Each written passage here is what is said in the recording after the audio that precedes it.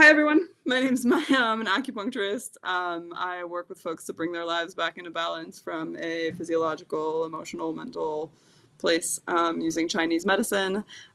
Before I tell you about what acupressure is and how we can use it, why don't we go ahead and try it on our bodies? That gives people a nice idea. So I'm just going to have you take your dominant hand and press into the fleshy part between your index finger and your thumb and your non-dominant hand. Usually people use their thumb like this, and you're going to just put pressure, and you're not trying to pinch the skin, you're actually going into this meatier part in here. And you can lower your shoulders and sort of hold your hand in your lap and press into that and close your eyes. And you want a pressure that is stimulating but not painful. So you'll decide where that threshold is for you. And you're going to take about 3 deep breaths into the pressure that you are applying there. And you might feel that your shoulders kind of start coming down. You might notice that you are hungry or need to use the restroom, anything you've sort of been getting from your body but maybe not paying attention to these last however many minutes. And take another deep breath. And when you're ready, you can open your eyes and come back. So this is one of the most popular acupressure points. It's large intestine 4. And what acupressure is when we use our hands on certain points in our bodies to elicit responses that are going to help us with healing, with relieving pain, with calming our nervous systems. 10 minutes is not a long time, so I'm really going to go for the basics, and these are the basics. We have bodies. It's the first thing that people tend to like for us to forget when we're at work. You have a body, and it is experiencing things. And in our culture, we're really taught that in order to get support with our bodies, we need to go somewhere else and have someone else tell us what is going on with our body and then fix it for us.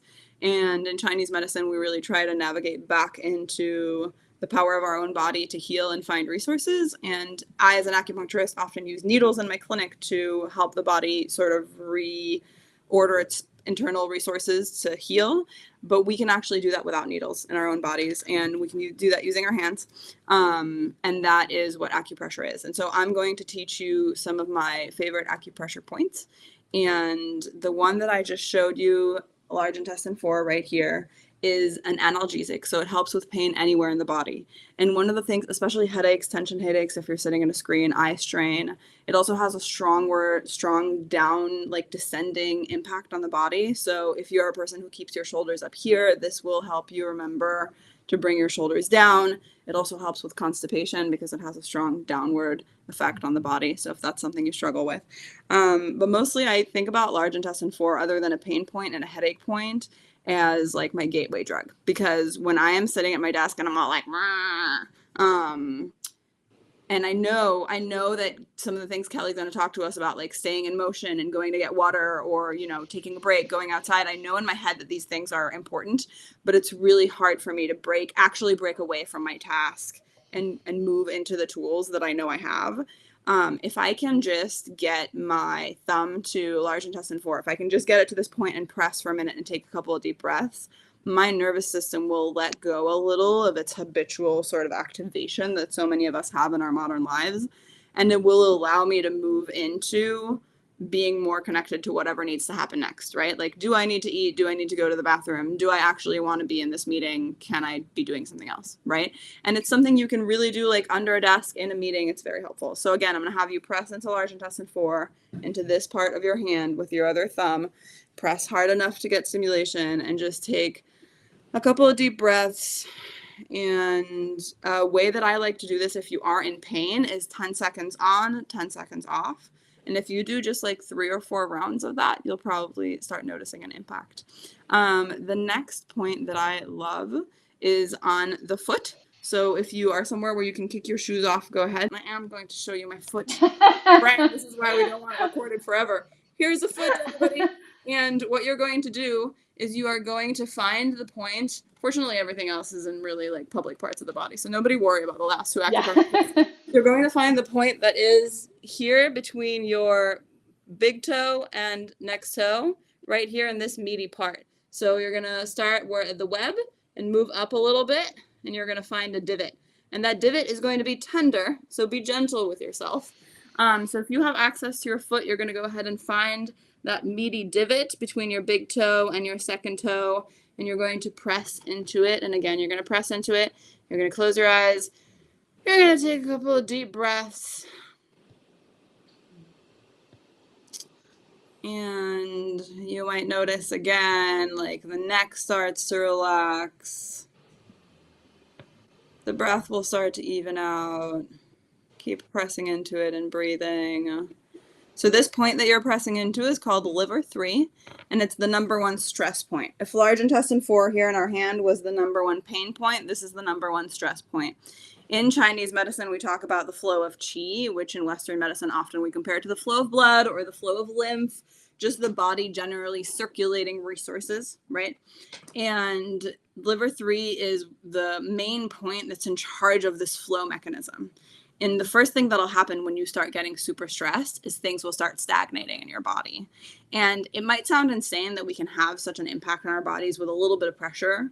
But of course, you know that if I were to start telling you a horror story right now and you were hooked up to monitors, your heart rate would go up, your respiratory rate would go up, right? And if I were to guide you through a meditation where you were imagining you were sitting in a meadow and you were hooked up, your beats per minute would go down and your respiratory rate would go down. So do not underestimate the power of even just your mind over your body and your level of pain and your level of activation. And certainly if you can press into these acupressure points, you are going to elicit a very real response. And liver 3 works magic for when your stress has reached a point where it's like attacking other parts of your body. So if you get stress headaches, if you're the kind of person who gets like stomach aches or nausea when you're really nervous about a meeting or just like an interpersonal thing, and you start, or like heartburn, you're like, oh, I'm nervous and things feel icky, pressing into this point between your big toe and your second toe for like a minute and breathing into it will do wonders to help your body unclench and restore itself to some semblance of equilibrium. It's nice to remember that what we think of as like a tiger eating us is actually just a Zoom meeting with our boss. So that is liver 3, and I'm just looking at the time. We just have a couple more minutes, so I'm going to show you one more point, and then we are going, and then I'll give you sort of a final note, and I will hand it off to Kelly to do some ergonomics. So the last point is great for a stiff neck, which many of us get because we're at like weird angles on our desk, but also we get because we're sleeping in weird positions. So one thing you can do, even if you don't feel like you have a stiff neck right now, is look straight ahead and turn your head all the way to the right and then all the way to the left. And just kind of notice what your range of motion feels like in either of those directions. And then you're going to take either of your hands and you're going to dig in. You can use 2 fingers or even 3 fingers or just 1 if you prefer, but you're going to dig into the space between your knuckles. And it might be easier if you just use 1 to begin with because you'll notice the tenderness more. You're going to find the most tender spot. So for me, this one hurts. So I'm going to go ahead and press into this. And when you find that tender spot that you're like, that doesn't feel that, like, it's actually so tender that it's painful. So you want to press on it again to elicit like strong sensation, but not too much pain. Don't hurt yourself. And while you're pressing it, you're going to go ahead again and you're going to turn your head slowly all the way to the right and slowly all the way to the left. And this is one of the points that I use to like win people over into acupuncture because they're like, whoa! If your neck is stiff and your range of motion is impacted, like 95% of the time, pressing into the tenderest spot between your knuckles is going to increase your range of motion and ease in one or both direction. And I recommend directions, and I recommend holding this for like maybe a minute, but you can do it throughout the day and come back to it. While you're holding it, you want to be going ahead and turning your head in either direction. So if anybody tried this and it worked for them right now, we definitely want to hear from you in the chat. But I can promise you all that I have seen hundreds of patients increase range of motion this way. And I should start wrapping up and handing it back to Kelly. So the last thing I will just tell you is you are your own acupressurist. And you will be amazed if when you are living your life and you notice some twinge of pain, you're hiking and your knee starts hurting, you're swimming and your shoulder starts hurting. If instead of ignoring it, which is mostly what we are taught to do and go to the doctor 3 months down the line when it's so bad that you can't function anymore, if you pause and just find a tender spot wherever there is pain, just like feel around your knee, feel around your shoulder. It worked. Yeah, Jake, it worked. I know. It worked so well. Find the most tender spot and press into it. Yeah, Lana, it works. See people, it works. It's really cool. It's wild. When something is hurting, find a tender spot. Honestly, half my job is finding tender spots.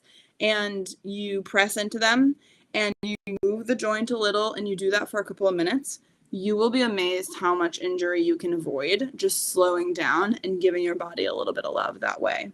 And then if it continues to build, first of all, often it'll release it so you're not building injury. And if it continues to build, then at least you're paying attention and you know to go see an ergonomist or an acupuncturist or a physio or someone before it gets really bad. It's much easier to solve.